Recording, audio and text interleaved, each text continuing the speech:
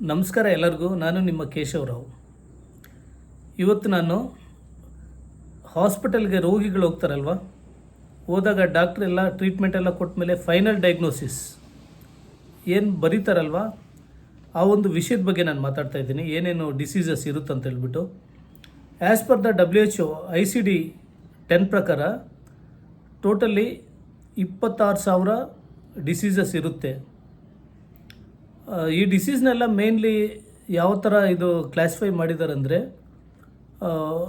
Greco Roman, Arabic, Anglo Saxon ಮತ್ತು modern German, ಈ ಭಾಷೆಗಳಿಂದ ಮೂಲ ತಗೊಂಡಿರೋದೆಲ್ಲ ಡಿಸೀಸಸ್ ಎಲ್ಲ. ಸೊ ಇದು ಮೋಸ್ಟ್ಲಿ ಬಹಳ ಜನಗಳಿಗೆ, ಸಾರ್ವಜನಿಕರಿಗೆ ಯೂಸ್ಫುಲ್ ಆಗ್ಬೋದು ಅಂತ ಅಂದ್ಕೊಂಡಿದ್ದೀನಿ ನಾನು. ಯಾಕಂದರೆ ಈಗ ಎಷ್ಟೋ ಜನಕ್ಕೆ ಗೊತ್ತಿರಲ್ಲ ಡಯಾಗ್ನೋಸಿಸ್ ಏನಿರುತ್ತೆ ಅಂತ ಹೇಳ್ಬಿಟ್ಟು, ಫೈನಲ್ ಡಯಾಗ್ನೋಸಿಸ್ಸು. ಈಗ ನೀವು ಹೋಗ್ತೀರ ಹಾಸ್ಪಿಟ್ಲಿಗೆ, ಅವರು ಡಾಕ್ಟ್ರು ಏನು ಬರೀತಾರೆ ಅಂದರೆ ಅಪೆಂಡಿಸೈಟಿಸ್ ಅಂತ ಬರೆದಿರ್ತಾರೆ.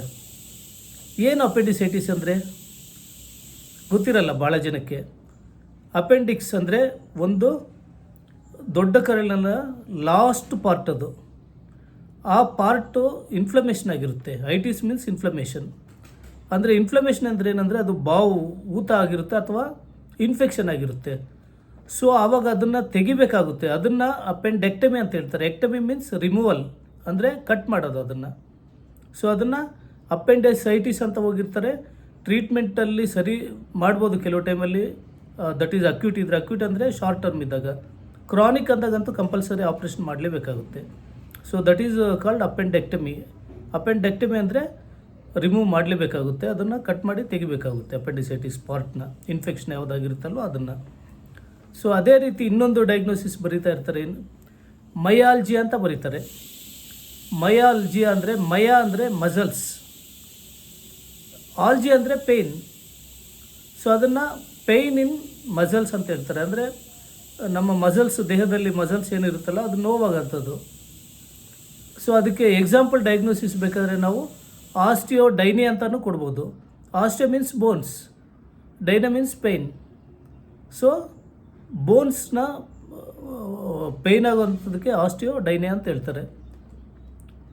ಮತ್ತೊಂದು ಎಕ್ಸಾಂಪಲ್ ತಗೊಳ್ಬೇಕಾದ್ರೆ ನಾವು ಎಕ್ಟಾಸಿಸ್ ಅಂತ ಹೇಳ್ತಾರೆ, ಬ್ರಾಂಕಿ ಎಕ್ಟಾಸಿಸ್ ಅಂತ ಹೇಳ್ತಾರೆ. ಯೂಶ್ವಲಿ ಪಲ್ಮನರಿ ಡಿಪಾರ್ಟ್ಮೆಂಟಲ್ಲಿ ಇದು ಮಾಡ್ತಾರೆ ಈ ಡಯಾಗ್ನೋಸಿಸ್ನ.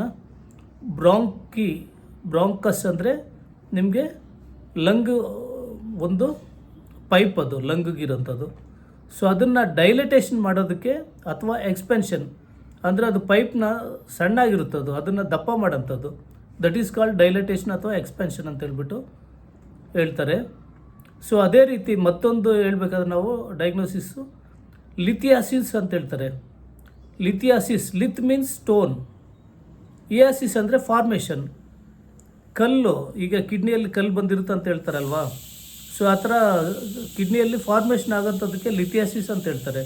ಸೊ ಅದನ್ನು ಬೇರೆ ಬೇರೆ ರೀತಿಯಲ್ಲಿ ಅವರು ಸರ್ಜರಿನೂ ಮಾಡ್ಬೋದು ಅಥವಾ ಕ್ರಷ್ ಮಾಡಿಬಿಟ್ಟು ತೆಗಿಬೋದು. ಈ ಥರ ಎಲ್ಲ ಬೇರೆ ಬೇರೆ ರೀತಿ ಟ್ರೀಟ್ಮೆಂಟ್ ಇರುತ್ತೆ ಅದಕ್ಕೆ ಸರಿಪಡಿಸ್ಲಿಕ್ಕೆ. ಸೊ ಅದೇ ರೀತಿ ಐಟಿಸ್ ಅಂದರೆ ಇನ್ಫ್ಲಮೇಷನ್. ಈಗ ಎಕ್ಸಾಂಪಲ್ ಆಲ್ರೆಡಿ ಹೇಳಿದೆ ನಾನು, ಅಪೆಂಡಿಸೈಟಿಸ್ ಅಂತ ಹೇಳ್ಬಿಟ್ಟು. ಸೊ ಇನ್ಫ್ಲಮೇಷನ್ಗೆ ಐಟಿಸ್ ಅಂತ ಹೇಳ್ತಾರೆ. ಆಸ್ಟಿಯೋ ಮಲೇಷಿಯಾ, ಆಸ್ಟಿಯೋ ಅಂದರೆ ಬೋನ್, ಮಲೇಷಿಯಾ ಅಂದರೆ ಏನಪ್ಪ ಅಂತ ಅಂದ್ಕೊಳ್ತೀನಿ ನೀವು. ಮಲೇಷಿಯಾ ಅಂದರೆ ಊರಲ್ಲ, ಓಕೆ. ದಟ್ ಈಸ್ ಮಲೇಷಿಯಾ ಅಂದರೆ ಸಾಫ್ಟನಿಂಗ್. ಆಸ್ಟಿಯೋ ಮಲೇಷಿಯಾ ಅಂತ ಡಯಾಗ್ನೋಸ್ ಮಾಡಿದ್ರೆ ಅದು ಸಾಫ್ಟನಿಂಗ್ ಆಫ್ ಬೋನ್, ಅಂದರೆ ಬೋನ್ ಮೆತ್ತಗಾಗಿರುತ್ತೆ. ಸೊ ಅದನ್ನು ಆಸ್ಟಿಯೋ ಮಲೇಷಿಯಾ ಅಂತ ಹೇಳ್ತಾರೆ. ಅದೇ ರೀತಿ ಹೆಪಟೋಮೆಗಾಲೈ, ಹೆಪೆಟ್ ಅಂದರೆ ಏನು, ಲಿವರ್.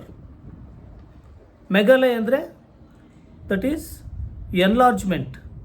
ಈಗ ನಾರ್ಮಲ್ ಸೈಜ್ಗಿಂತ ದೊಡ್ಡದಾಗಿದ್ದರೆ, ಎನ್ಲಾರ್ಜ್ಮೆಂಟ್ ಆಗಿದ್ದರೆ ಅದನ್ನು ಮಲೇಷಿಯಾ ಅಂತ ಹೇಳ್ತಾರೆ ಮೆಡಿಕಲ್ ಟರ್ಮ್ಸಲ್ಲಿ. ಸೊ ಅದೊಂದಾಯಿತು. ನೆಕ್ಸ್ಟ್ ಹೆಪಟೋಮೆಗಾಲೈ, ಹೆಪಟೋಮೆಗಾಲೈ, ಓಕೆ, ಈಗ ಆಯ್ತು ಅದು. ಸೊ ನೆಕ್ಸ್ಟು ಟೋಸಿಸ್ ಅಂತ ಹೇಳ್ಬಿಟ್ಟು ನಾವು ಒಂದು ಎಕ್ಸಾಂಪಲ್ ತೊಗೊಳ್ಳೋಣ. ಟೋಸಿಸ್ ಅಂದರೆ ಈಗ ಕಣ್ಣು ರೆಪ್ಪೆಗಳು ಇದು ಬಿದ್ದಿರುತ್ತೀಗೆ ಈ ಥರ ಕೆಲವ್ರಿಗೆ. So that is called ptosis, okay. Blepharoptosis ಅಂತ ನೀವು ಡಯಾಗ್ನೋಸ್ ನೋಡಿರಬೇಕು, ಆಪ್ಥಾಲ್ಮಿಕ್ ಡಿಪಾರ್ಟ್ಮೆಂಟಲ್ಲಿ ಬರುತ್ತೆ ಇದು. ನೀವು ಯಾವುದೇ ಕಣ್ಣು ಇದರಲ್ಲಿ ಹೋದಾಗ ಸುಮಾರು ಜನಕ್ಕೆ ಆ ಥರ ಆಗಿರುತ್ತೆ. ಸೊ ಅದೇನೆಂದರೆ ಐಲಿಡ್ ಫಾಲ್ ಆಗಿರುತ್ತೆ, ಕೆಳಗೆ ಬಿದ್ದಿರುತ್ತೆ. ಸೊ ಅದನ್ನು ಬ್ಲೆಫರೋಟೋಸಿಸ್ ಅಂತ ಹೇಳ್ತಾರೆ. ಟೋಸಿಸ್ ಮೀನ್ಸ್ ಫಾಲಿಂಗ್ ಡೌನ್. ನೆಕ್ಸ್ಟು ಫೇಜಿಯಾ. ಎಷ್ಟೋ ಜನಕ್ಕೆ ಊಟ ಮಾಡಲಿಕ್ಕೆ ತುಂಬ ಕಷ್ಟ ಅನಿಸ್ತಾ ಇರುತ್ತೆ. ಸೊ ಅದು ಈಗ ಫಾರ್ ಎಕ್ಸಾಂಪಲ್ ಅಂಥವ್ರು ಹಾಸ್ಪಿಟ್ಲಿಗೆ ಹೋದಾಗ ಡಿಸ್ಫೇಜಿಯಾ ಅಂತ ಹೇಳ್ಬಿಟ್ಟು ಡಯಾಗ್ನೋಸ್ ಮಾಡ್ತಾರೆ. ದಟ್ ಈಸ್ ಡಿಫಿಕಲ್ಟಿ ಇನ್ ಸ್ವ್ಯಾಲೋವಿಂಗ್, ಅಂದರೆ ನುಂಗ್ಲಿಕ್ಕೆ ಆಗಲ್ಲ ಅವ್ರಿಗೆ, ತುಂಬ ತೊಂದರೆ ಆಗ್ತಾ ಇರುತ್ತೆ, ನುಂಗ್ಲಿಕ್ಕೆ ಡಿಫಿಕಲ್ಟಿ ಆಗ್ತಾ ಇರುತ್ತೆ. So that is called dysphagia ಅಂತ ಡಯಾಗ್ನೋಸಿಸ್. ಅದೇ ರೀತಿ ಈಗ ಕೆಲವ್ರಿಗೆ ವಾಮಿಟಿಂಗ್ ಬರ್ತಾ ಇರುತ್ತೆ. ಈಗ ಹೆಮಟೆಮೆಸಿಸ್ ಅಂತ ಹೇಳ್ತಾರೆ, ಅದಕ್ಕೆ ಡಯಾಗ್ನೋಸಿಸ್ ಮಾಡ್ತಾರೆ, ವಾಮಿಟಿಂಗ್ ಬರೋಂಥದಕ್ಕೆ. ಸೊ ಯಾರಿಗೆ ಈಗ ಯಾಕಂದರೆ ಡೈರೆಕ್ಟ್ ವಾಮಿಟಿಂಗ್ ಅಂತ ಎಲ್ಲಿ ಡಯಾಗ್ನೋಸ್ ಬರೆಯೋದಿಲ್ಲ ನಿಮ್ಮ ಇದರಲ್ಲಿ ಡಿಸ್ಚಾರ್ಜ್ ಸಮ್ಮರಿಯಲ್ಲಾಗಲಿ ಅಥವಾ ಕೇಶೀಟ್ ಆಗಲಿ. ಸೊ ಅದರಲ್ಲಿ ಏನು ಬರೆದಿರ್ತಾರೆ ಅಂದರೆ ಹೆಮೆಟೆಮೆಸಿಸ್ ಅಂತ ಬರೆದಿರ್ತಾರೆ, ಅದು ನಿಮಗೆ ಗೊತ್ತಾಗಬೇಕು ದಟ್ ಈಸ್ ವಾಮಿಟಿಂಗ್ ಅಂತ ಹೇಳ್ಬಿಟ್ಟು.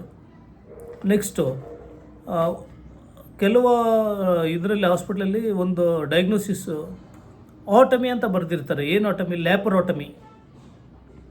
ಲ್ಯಾಪರೋಟಮಿ means incision of abdomen wall, ಅಥವಾ ಎಲ್ಲೇ ಯಾವುದೇ ಪಾರ್ಟು ಅಲ್ಲಿ ಇನ್ಸಿಷನ್ ಅಂದರೆ ಈಗ ಒಂದು ಕಟ್ ಮಾಡ್ತಾರಲ್ಲ ಆಪ್ರೇಷನ್ ಮಾಡೋಕ್ಕೆ ಮೊದಲು ಸ್ಕಿನ್ ಮೇಲೆ ಒಂದು ಬ್ಲೇಡ್ ಹಾಕ್ತಾರೆ. So that is called incision. ಅದನ್ನು ಆಟಮಿ ಅಂತ ಹೇಳ್ತಾರೆ. ಅದು ಲ್ಯಾಪರೋಟಮಿ ಅಂತ ಬೇಕಾದ್ರೂ ನಾವು ಇದು ಮಾಡ್ಕೊಳ್ಬೋದು. ಲ್ಯಾಪರೋಟಮಿ ಅಂದರೆ ಎಸ್ಪೆಷಲ್ ಏನಂದರೆ ನಮ್ಮ ಹೊಟ್ಟೆ ಭಾಗದಲ್ಲಿ ಕಟ್ ಮಾಡಲಿಕ್ಕೆ ಏನು ಸರ್ಜರಿ ಮಾಡಲಿಕ್ಕೆ ಸ್ಟಾರ್ಟ್ ಮಾಡ್ತಾರಲ್ಲ, ದಟ್ ಈಸ್ ಕಾಲ್ಡ್ ಲ್ಯಾಪರೋಟಮಿ. ನೆಕ್ಸ್ಟ್ ಆಸ್ಟಮಿ. ಆಸ್ಟಮಿ ಅಂದರೆ ದಟ್ ಈಸ್ ಡಯಾಗ್ನೋಸಿಸ್ ಏನು ಬರುತ್ತೆ ಅಂದರೆ ಕೊಲಾಸ್ಟಮಿ ಅಂತ ಬರುತ್ತೆ. ಕೊಲಾಸ್ಟಮಿ ಅಂದರೆ ಪರ್ಮನೆಂಟ್ ಓಪನಿಂಗ್ ಮಾಡಿ ಬಿಡೋಂಥದ್ದು. ಯಾಕಂದರೆ ಈಗ ಕೋಲನ್ ಅಂದರೆ ಕರುಳಿಗೆ ಏನಾದರೂ ಕ್ಯಾನ್ಸರ್ ಅಥವಾ ಏನಾದರೂ ಪ್ರಾಬ್ಲಮ್ ಆಗಿದ್ದಾಗ ಅವ್ರೇನು ಮಾಡ್ತಾರೆ ಅಂದರೆ ಪರ್ಮನೆಂಟಾಗಿ ಕೊಲಾಸ್ಟಮಿ ಅಂತ ಮಾಡಿ ಒಂದು ಹೋಲ್ ಹಾಕಿ ಮೇಲೆಯಿಂದನೇ ಅದಕ್ಕೆ ಔಟ್ಸೈಡು ಎಲ್ಲ ಅದು ಇದೆಲ್ಲ ಬರೋ ಥರ ಮಾಡಿರ್ತಾರೆ. So that is called colostomy. Next ಮತ್ತೊಂದು ಡಯಾಗ್ನೋಸಿಸ್ ಎಕ್ಸಾಂಪಲ್ ತೊಗೊಳ್ಳೋಣ, ಆ್ಯಂಜಿಯೋಪ್ಲಾಸ್ಟಿ. ಈಗ ಅಂತೂ ಎಲ್ಲರೂ ಕೇಳಿರ್ತಾರೆ, ಪ್ರತಿಯೊಬ್ಬರಿಗೂ ಹೈಪರ್ ಟೆನ್ಷನ್ ಯಾರ್ಯಾರಿಗಿರುತ್ತೋ ಅವ್ರಿಗೆಲ್ಲರಿಗೂ ಆ್ಯಂಜಿಯೋಗ್ರಾಮ್ ಮಾಡಿರ್ತಾರೆ. ಆ್ಯಂಜಿಯೋಗ್ರಾಮ್ ಆಗಿಲ್ಲ ಅಂದರೆ ಆ್ಯಂಜಿಯೋಪ್ಲಾಸ್ಟಿ ಅಂತ ಮಾಡ್ತಾ ಇರ್ತಾರೆ. ಸೊ ಅದೇನೆಂದರೆ ಪ್ಲಾಸ್ಟಿ ಮೀನ್ಸ್ ಕರೆಕ್ಷನ್ ಅಥವಾ plastic repair of the angio vessels. Angio ಅಂದರೆ ನಿಮಗೆ ಕಾರ್ಡಿಯಾಕ್ ಇದರಲ್ಲಿ ಅಥವಾ ಇದರಲ್ಲಿ ಒಂದು ಬ್ಲಡ್ಡು ನಾಳಗಳಿರುತ್ತಲ್ಲ, ದಟ್ ಈಸ್ ಕಾಲ್ಡ್ ಆ್ಯಂಜಿಯೋ. ಅದನ್ನು ಪ್ಲಾಸ್ಟಿಕ್ ರಿಪೇರ್ ಮಾಡಿ ಅದೇನಾದರೂ ಬ್ಲಾಕ್ಸ್ ಹಾಕಿದರೆ ತೆಗಿತಾರೆ ಅದನ್ನು. ಯಾಕಂದರೆ ಇತ್ತೀಚೆಗಂತೂ ನಿಮಗೆಲ್ಲ ಗೊತ್ತಿದೆ, ಎಲ್ಲ ಫ್ಯಾಟ್ ಜಾಸ್ತಿ ಆಗಿಬಿಟ್ಟು, ಒಬೆಸಿಟಿ ಜಾಸ್ತಿ ಆಗಿ ಮತ್ತು ಕೊಲೆಸ್ಟ್ರಾಲ್ ಜಾಸ್ತಿ ಆಗಿಬಿಟ್ಟು ಎಲ್ಲರಿಗೂ ಕೊಲೆಸ್ಟ್ರಾಲ್ ಸೇರಿಕೊಂಡು ಎಲ್ಲ ಆ್ಯಂಜಿಯೋಸು ಇದು ಬ್ಲಡ್ ವೆಸಲ್ಸು ಅವೆಲ್ಲನೂ ಬ್ಲಾಕ್ ಆಗಿರುತ್ತೆ. ಬ್ಲಾಕ್ ಆದಾಗ ಅದನ್ನು ತೆಗೆಯೋದಕ್ಕೆ ಆ್ಯಂಜಿಯೋಪ್ಲಾಸ್ಟಿ ಅಂತ ಹೇಳ್ಬಿಟ್ಟು ಮಾಡ್ತಾರೆ. ಸೊ ಪ್ಲಾಸ್ಟಿ ಮೀನ್ಸ್ ಸರ್ಜಿಕಲ್ ರಿಪೇರ್ ಅಂತ ಗೊತ್ತಿರಬೇಕು ಸಾಮಾನ್ಯ ಜನಗಳಿಗೆ. ನೆಕ್ಸ್ಟು ಸ್ಕೋಪಿ ಅಂತ ಮಾಡ್ತಾರೆ. ಏನು ಸ್ಕೋಪಿ? ಫಾರ್ ಎಕ್ಸಾಂಪಲ್ಲು ಈಗ ಬ್ರಾಂಕೋಸ್ಕೋಪಿ ಅಂತ ಕೇಳಿರ್ತೀರಿ ನೀವು. ಬ್ರಾಂಕೋಸ್ಕೋಪಿ ಅಂದರೆ ಏನಂತ ಬಹಳ ಜನಕ್ಕೆ ಗೊತ್ತಿರಲ್ಲ, ಯಾಕೆ ಮಾಡ್ತಾರದು ಅಂತ ಹೇಳ್ಬಿಟ್ಟು. ಬ್ರಾಂಕಸ್ ಅಂದರೆ ಇದು ವೈನ್ ಪೈಪ್ ಇರುತ್ತಲ್ಲ, ದಟ್ ಈಸ್ ಕಾಲ್ಡ್ ಬ್ರಾಂಕಸ್. ಆ ಬ್ರಾಂಕಸ್ಗೆ ಸ್ಕೋಪಿ ಅಂದರೆ ಎಕ್ಸಾಮಿನೇಷನ್ ಅಥವಾ ಇನ್ಸ್ಪೆಕ್ಷನ್.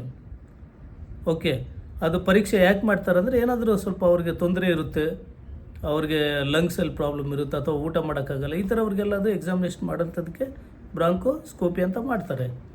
ಉಸಿರಾಟ ಸರಿಯಾಗಿ ಆಗಲ್ಲ ಅವ್ರಿಗೂ ಮಾಡ್ತಾಯಿರ್ತಾರೆ ಬ್ರಾಂಕೋಸ್ಕೋಪಿ ಅಂತ ಹೇಳ್ಬಿಟ್ಟು. ನೆಕ್ಸ್ಟು ಎಕ್ಸಾಂಪಲ್ ತೊಗೊಳ್ಳೋಣ, ಹೆಮರೋಜಿಯಾ, ಹರ್ನಿಯೋರ್ಯಾಫಿ. ರ್ಯಾಫಿ ಮೀನ್ಸ್ ಸೂಚರ್.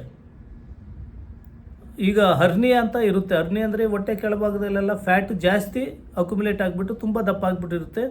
ಸೊ ಅವ್ರಿಗೆ ಅದನ್ನು ಫ್ಯಾಟ್ ಎಲ್ಲ ತೆಗೆದುಬಿಟ್ಟು ಮತ್ತೆ ಸೂಚರಿಂಗ್ ಮಾಡ್ತಾರೆ. ಸೂಚರಿಂಗ್ ಅಂದರೆ ಎಲ್ಲ ಸ್ಟಿಚ್ ಹಾಕೋದಂಥದ್ದು ನಮ್ಮ ಭಾಷೆಯಲ್ಲಿ ಅಂದರೆ.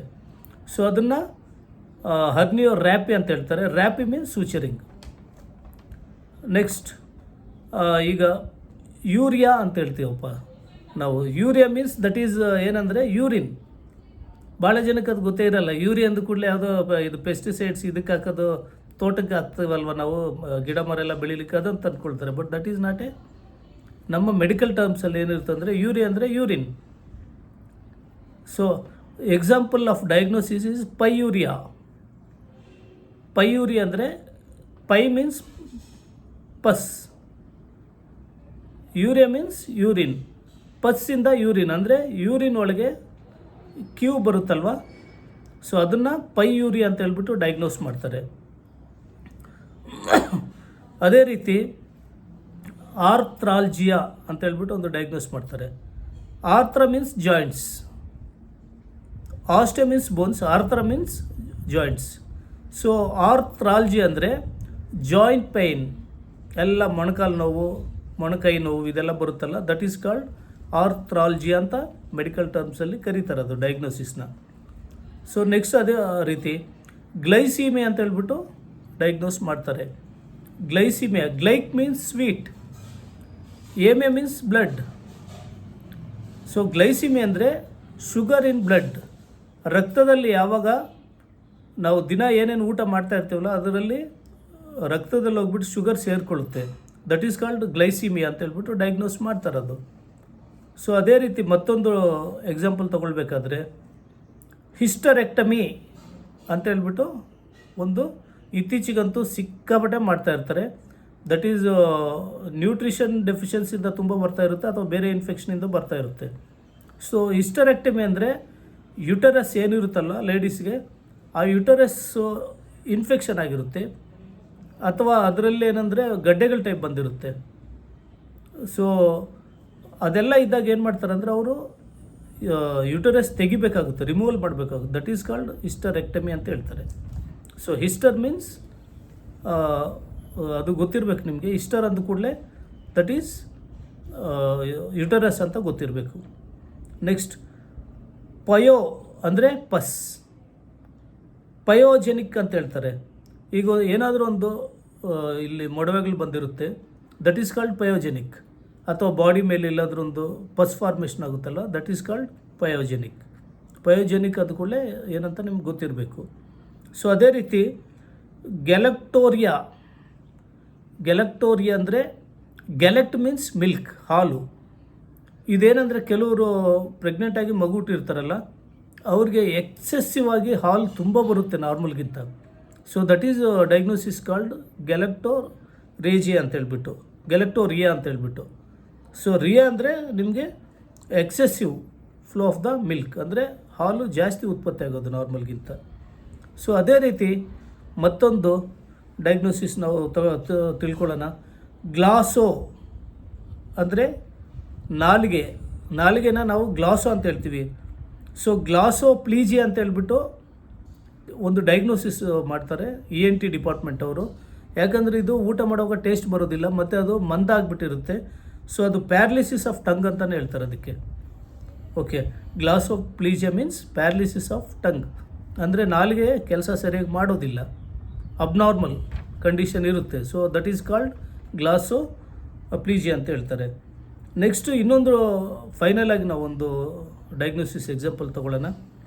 So trichopoliosis, trich means hair, hair ಅಂದರೆ ಕೂದಲು. ಸೊ ಟ್ರಿಕೋಪೋಲಿಯೋಸಿಸ್ ಅನ್ನೋ ಡಯಾಗ್ನೋಸಿಸು ಯೂಶ್ವಲಿ ಸ್ಕಿನ್ ಡಿಪಾರ್ಟ್ಮೆಂಟ್ ಅವ್ರು ಮಾಡ್ತಾರೆ ಅದನ್ನು.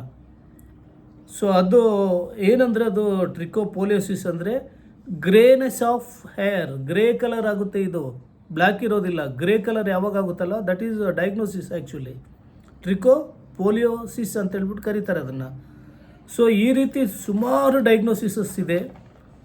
ನಿಮ್ಗೇನಾದರೂ ಯಾವುದೇ ಕಾಯಿಲೆಗಳ ಬಗ್ಗೆ ಇನ್ಫಾರ್ಮೇಷನ್ ಏನಾದರೂ ಬೇಕಾದರೆ ನನಗೆ ಮೆಸೇಜ್ ಮಾಡ್ಬೋದು ನೀವು ಡೈರೆಕ್ಟಾಗಿ. ಮೆಸೇಜಲ್ಲಿ ನೀವು ಟೈಪ್ ಮಾಡಿದ್ರೆ ನಾನು ಅದಕ್ಕೆ ಕಂಪಲ್ಸರಿ ರಿಪ್ಲೈ ಕೊಡ್ತೀನಿ ಖಂಡಿತವಾಗಿ. ಸೊ ಯಾಕಂದರೆ ನಾವು ಇನ್ನೂ ಹೆಚ್ಚಾಗಿ ಇದ್ರ ಬಗ್ಗೆ ನಾವು ಡಿಸ್ಕಸ್ ಮಾಡಲಿಕ್ಕೆ ಈ ವಿಡಿಯೋ ಸಾಕಾಗಲ್ಲ. ಯಾಕಂದರೆ ಟೋಟಲಿ 26,000 ಡಯಾಗ್ನೋಸಿಸ್ ಇದೆ ಆ್ಯಸ್ ಪರ್ ICD ಅಂತ ನಾನು ಮೊದಲೇ ಹೇಳಿದೆ ನಿಮಗೆ. ಸೊ ಆ ಥರ ಇದ್ದಾಗ ಏನಾಗ್ಬಿಡುತ್ತೆ ಅಂದರೆ ಅಷ್ಟು ನಾವು ಡಿಸ್ಕಸ್ ಮಾಡಲಿಕ್ಕೆ ಈ ವಿಡಿಯೋದಲ್ಲಿ ಸಾಕಾಗಲ್ಲ.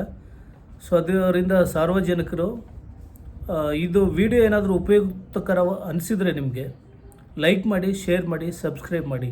ಯಾಕಂದ್ರೆ ನೀವು ಇದೆಲ್ಲ ಮಾಡೋದ್ರಿಂದ ಬೇರೆಯವ್ರಿಗೂ ನಾವು ಹೆಚ್ಚಿನ ಇನ್ಫಾರ್ಮೇಷನ್ ಗೊತ್ತಾಗುತ್ತೆ, ಅವ್ರಿಗೆ ತಿಳಿಸ್ಲಿಕ್ಕೂ ನಮ್ಗೆ ಅನುಕೂಲ ಆಗುತ್ತೆ. ಅಲ್ಲದಿರ ನೆಕ್ಸ್ಟು ನಾನು ವೀಡಿಯೋ ಮಾಡಲಿಕ್ಕೆ ಒಂದು ಎನ್ಕರೇಜ್ಮೆಂಟ್ ಆಗುತ್ತೆ. ಸೊ ಅದರಿಂದ ದಯವಿಟ್ಟು ಲೈಕ್ ಮಾಡಿ, ಸಬ್ಸ್ಕ್ರೈಬ್ ಮಾಡಿ, ಮತ್ತು ಥ್ಯಾಂಕ್ ಯು ವೆರಿ ಮಚ್ ಈ ವಿಡಿಯೋ ನೀವೆಲ್ಲ ನೋಡಿದ್ದಕ್ಕೆ. ಧನ್ಯವಾದಗಳು.